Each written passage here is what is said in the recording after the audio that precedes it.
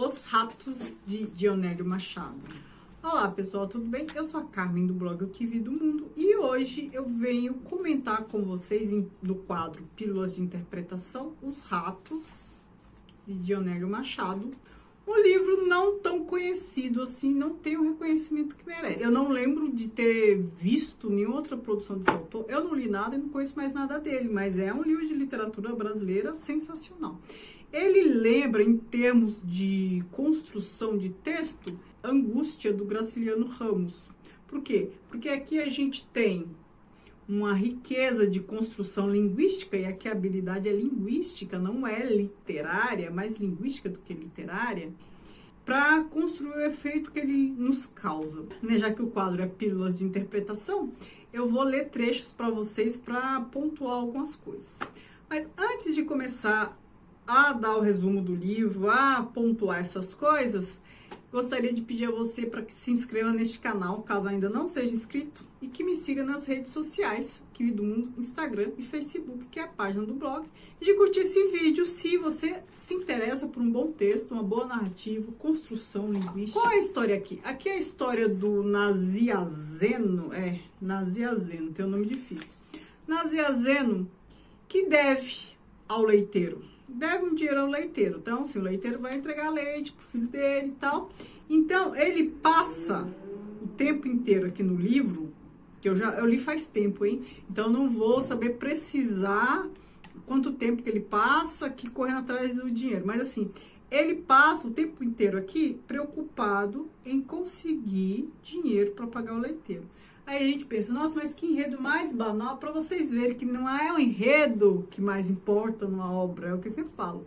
É como a história é contada. A história, às vezes, é o de menos. Aqui o enredo é o de menos. Como essa história é contada é que são elas. Claro, essas narrativas contemporâneas, você não tem 100% da narrativa em fluxo de consciência em livro nenhum, porque senão virou uma loucura. Ou 100% da narrativa em discurso indireto livre, ou 100% da narrativa em monólogo interior. Se bem que o monólogo interior é mais fácil. Agora, o discurso indireto livre e fluxo de consciência é mais difícil você ter a maior parte do texto assim. Com isso, quero dizer o quê? Que aí o texto, ele mescla, né, uma forma convencional de narrar, né? Tem um narrador aqui narrando tudo. E nos momentos-chave ali, a gente tem um discurso indireto livre ali para causar um efeito de discurso que interessa, que faz o quê? A gente sofrer junto com o Nazianzeno, que está lá angustiado para pagar o leiteiro, de pressão para pagar o leiteiro. Vou ler aqui um pedacinho para vocês verem do que eu estou falando afinal. Então, para quem tem essa edição aqui, essa edição é da Ática.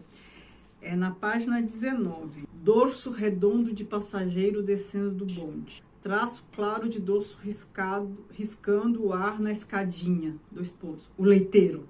Outro parágrafo. Ideia de desembarcar no mercado. Imagem do duque rondando o café. O leiteiro. O leiteiro. O que eu quero que vocês percebam nesse trechinho que eu li? A supressão de artigo. De artigos definidos e indefinidos. Ó. Dorso redondo, começa assim o parágrafo. Dorso redondo de passageiro descendo do bonde. Traço claro de dorso riscando o ar na escadinha. Aí 2 pontos. O leiteiro, exclamação. Isso denota o quê? Que é o pensamento, a aflição. Então, tem uma supressão de artigos para dar uma velocidade, uma falta de encadeamento, uma objetividade na questão. Né? Porque quando a gente quer alongar, a gente coloca adjetivo, a gente coloca preposição, a gente coloca artigo e torna o discurso mais esticado, melódico. Assim não. Assim está o objetivo. Ou seja, ele está com a ideia fixa, né? É a forma de escrever que denota uma ideia fixa. Vou ler de novo. Dorso redondo de passageiro descendo do bonde. Traço claro de dorso riscando o ar na escadinha. O leiteiro. Quando a gente está agoniado, a gente pensa só no que é mais pontual, assim, sabe? A gente não pensa, não é como você está degustando um café, apreciando, e seus pensamentos ficam mais esticados, alongados, você começa a observar a natureza. Não, aqui é um pensamento de ideia fixa, que vai direto ao ponto, no foco, no foco, no foco, no foco que dá as preocupações. Então, assim, a vista fica seletiva e o pensamento seletivo. Ideia, da mesma forma, sem artigo, pouco artigo, uma escrita bem direta. Ideia de desembarcar no mercado. Imagem do Duque rodando o café. O leiteiro. Isso que eu chamo de habilidade linguística. Você lançar a mão de recursos linguísticos para causar o efeito de discurso, de modo que faz com que a gente sinta, inclusive, o que o personagem está sentindo. Uma aflição por transplante, né, por transferência. Aqui na página 74, a gente tem um exemplo de discurso indireto livre, caso você ainda não tenha conseguido detectar o que é exatamente. Discurso indireto livre é quando tem um narrador, assim, em terceira pessoa, que está narrando, aí de repente você não sabe se o que você está lendo é o pensamento da personagem ou se é ainda a narração do narrador. Tá ali lendo o que o cara tá falando, o narrador tá falando, de repente você parece que tá na mente do personagem. Olha o trecho. Aquele penacho de fumaça escura que se ergue meio dobrado sobre o céu pesado de vapores são as, aspas, obras. A fumaça é da usina. Outro parágrafo. Está longe. Calcula uns 2 quilômetros. Deixa, é fácil saber. Pelo comprimento do cais já construído. Você percebe esse deixa? Já é o pensamento do Nazé Azeno. Então, aqui, ó, é ruim porque vocês não estão vendo o texto, mas assim, ó, aquele penacho de fumaça escura que se ergue meio dobrado, tá, aí é um parágrafo. Está longe, outro parágrafo. Está longe, calcula uns 2 quilômetros.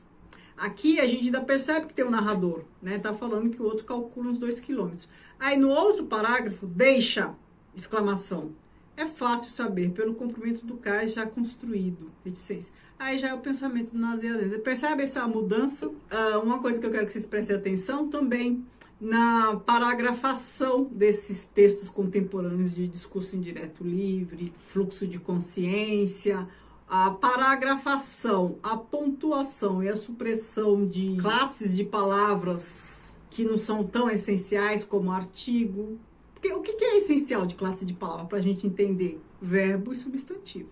Isso é o que é essencial na língua. Então, assim, quando começa a suprimir o que não é tão essencial assim, deixa só o que é essencial, você percebe uma objetividade. Então, é isso que ele faz, ele vai suprimindo algumas coisas.